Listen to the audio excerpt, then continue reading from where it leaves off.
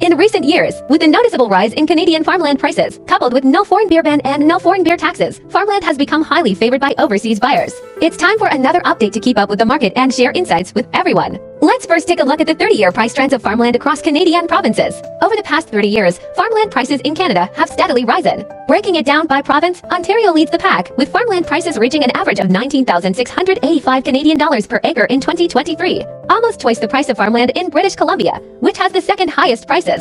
This undoubtedly reflects Ontario's status as the agricultural powerhouse of Canada. We can further present the average farmland prices in a heat map, making Ontario's geographical and climatic advantages even more evident at a glance. Ontario boasts fertile land, distinct seasons, balanced rainfall and sunlight, and experiences minimal geological and natural disasters. Moreover, it uniquely enjoys access to the world's largest freshwater lake system. 4 of the 5 Great Lakes have half their surface area within Ontario. All of this explains why farmland in Ontario has both higher productivity and value compared to other provinces in Canada. Notably, since 2021, there has been a turning point where Canadian farmland prices began to accelerate. The nationwide average farmland price increased by 12% in 2023, significantly outpacing the already sky-high inflation rate. In Ontario, the growth was even more remarkable, with price increases of 22% in 2021 and 19% in 2022. While the growth rate slowed in 2023, it still reached 12%. This means that over 3 years, prices have surged by 63%. If we create a separate chart showing the annual growth rate of Canadian farmland prices, the ability of farmland to preserve and appreciate in value over the past 30 years becomes undeniably clear.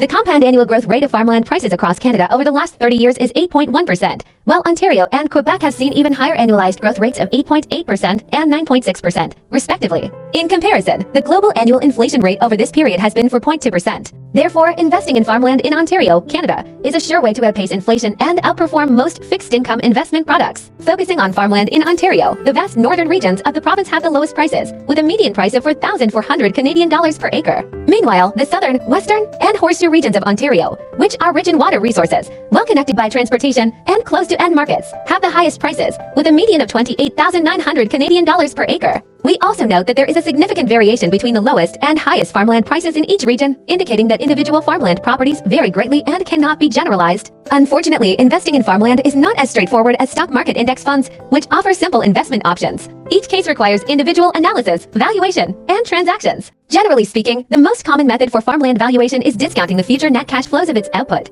Farmland in agricultural areas far from major cities, where the impact of urban development and recreational investments is minimal, tends to reflect its true agricultural value in its market price. The chart below uses farmland prices and yields in various counties around the London area in southwestern Ontario as an example, listing local farmland prices. So the question arises, can such average price trends be applied broadly to other regions of Ontario, especially farmland within the Greater Toronto Horseshoe region? The answer is no. While all investment assets are ultimately discounted future cash flows, farmland near large cities involves more complex valuation. The market participants and investment motives are much more diverse, so it cannot be easily generalized. The valuation of farmland in Canada is also influenced by various macro factors that we should be aware of. The farmland area in each province is slowly decreasing due to the impact of urbanization. Taking the Greater Toronto Horseshoe region as an example, nearly 800,000 acres of farmland were converted into residential land over a period of 40 years, from 1971 to 2011. At the same time, Canadian farms are trending towards greater concentration and scale. As a result, although the total number of farms is declining, the average farm size is increasing.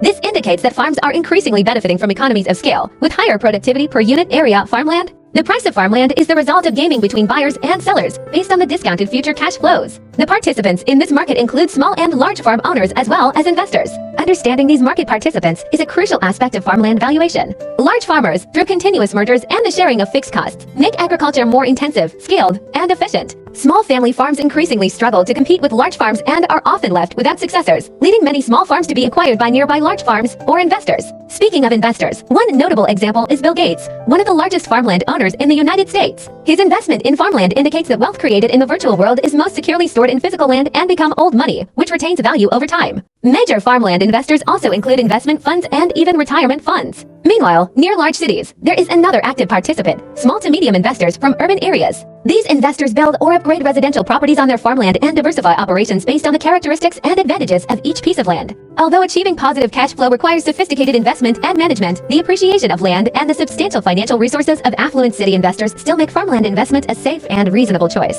Of course, no two pieces of farmland are exactly the same. Valuing farmland relies heavily on experience and insight. This is especially true for farmland near cities. If pure farmland is like gold, farmland near cities is akin to precious jade. The value of gold fluctuates with the market, but jade's value is more subjective. If correctly valued, jade's potential is much higher than gold's. This is perhaps the allure of farmland investment.